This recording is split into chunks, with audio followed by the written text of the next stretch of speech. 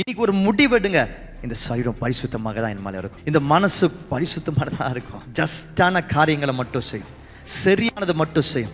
பரிசுத்த ஆவியானவரே என்னோட ஞானமே, நீங்க எனக்கு ஒவ்வொரு முறையும் நான் இந்த காரியங்களை, எந்த காரியத்தை செய்யும் பொழுதும், எந்த எஃபர்ட்டை போடும் பொழுதும், எந்த முயற்சி எடுக்கும் பொழுதும் இது சரியானதா?